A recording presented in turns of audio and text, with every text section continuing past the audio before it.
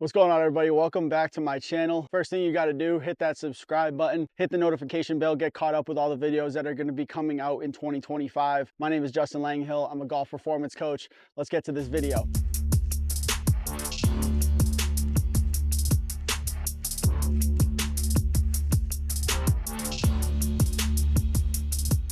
First thing I want to do is welcome everybody back. It is a long off season. It has been a long winter. When you're ready to get back out there, we want to know, how do you stop slicing the driver? A lot of you are going to come out of the wintertime tight, not swinging as well as you normally would mid-season, and we're going to need some tips on how to hit the driver straight so we're not losing balls and losing money first thing out of the gate in 2025. One of the toughest questions that is always asked year after year: how do I stop slicing? Why am I slicing?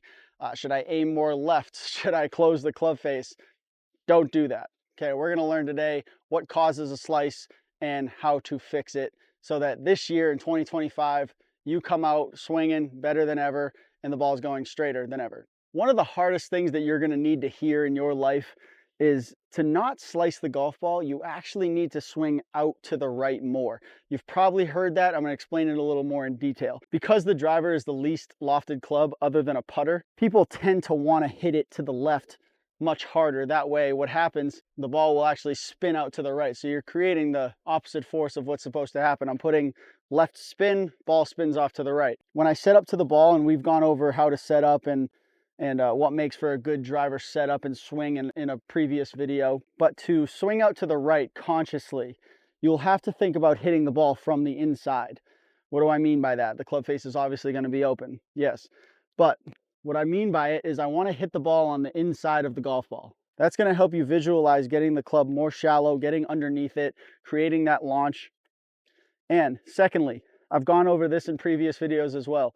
What happens a lot, for righties especially, you will tend to rotate this shoulder in so that it's very hard to not come over the top on the way down.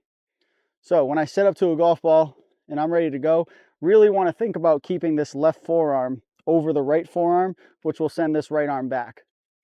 So as I'm looking down the line here, just want to relax this right arm.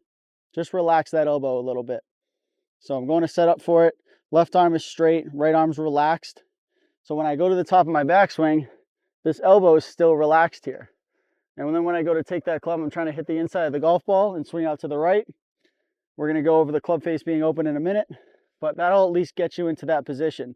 From there, it's about rotation, getting through the ball and hitting it on the way up. This way I'm physically in a better position to hit the golf ball from the inside.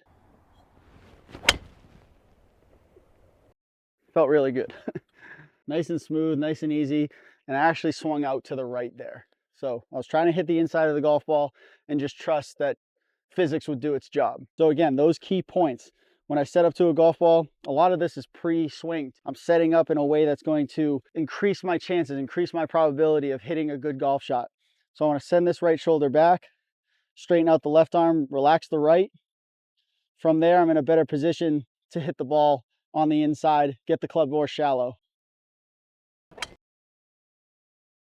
Hopefully that helped you guys a little bit to understand what I'm talking about by hitting it from the inside and sending the ball out to the right from a down the line view. To give you a secondary perspective of how not to slice it, if I don't have the mobility, what am I supposed to do, right? Just keep slicing it? No. Another little basic tip that will likely help you stop slicing the ball is to put that ball just a little bit further in your stance than what you were where you think you're normally at. What that's going to do is going to help your hands extend a little bit more toward the golf ball so you're not able to really yank it out to the left with your upper body, because a lot of slicers tend to be upper body dominant. If I put that ball a little bit more toward my front toe as opposed to by the heel, maybe a difference of an inch or two, it's still going to help me try to really reach for the ball, give me a little extra space to hit the ball out to the right instead of coming across it or trying to take my whole body to spin it to the left. So the ball's a little bit further in my stance than it normally would be. Got my left arm straight, right arm relaxed. Bring everything to the golf ball. Make sure that right arm's the right shoulder's back, because this, you can clearly see the difference. If I bring everything to the golf ball or even just turn my shoulder, this is clearly not a good look.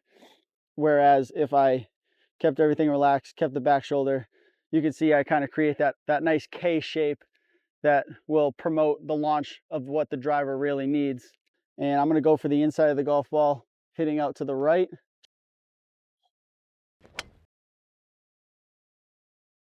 That was really nice. That will just give my hands a little extra time to really reach for it, get that extension. What most people do is they'll set up the golf ball to be inside the middle of their feet, and then they'll take the step back. So that'll be right on the inside of my heel there. Definitely what you should be doing. I have no problem with that whatsoever. However, in this case, I'm actually going to line it up with my front toe. Then we'll take the step back. It's a little bit more forward than how I would normally have it. Going to promote that extension, going to promote my ability to create a little bit more space to swing through the ball as opposed to really try to cut across it. So those two tips alone, sending my right shoulder back, promoting ability to get to the inside of the golf ball, and putting the ball a little bit more forward in my stance should help straighten out the ball a little bit. Let's make a swing.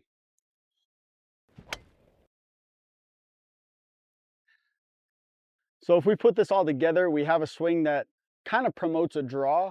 But if you're really bad at slicing, if you really have that hard time not keeping the ball even anywhere close to straight, the last thing you want to do is aim more to the left or close the club face in, thinking that those are solutions. What they really are is a clean Band-Aid over a dirty Band-Aid. The problem still exists. Nothing will improve as a result of that. Personally, I would sacrifice 10, 15, even 20 yards for that ball to be in play more often than not. Golf balls cost a lot of money. All right, hey, don't forget to subscribe to the channel. Like this video if you found it helpful. Maybe it was a different perspective on a lesson that you have had before. Take those tips to the range, work on them. It's not going to be done overnight, but it will give you a better chance. And we're all just looking for a better probability to hit the ball a little bit better than we did yesterday. 2025 is going to be the best year of golf you ever had.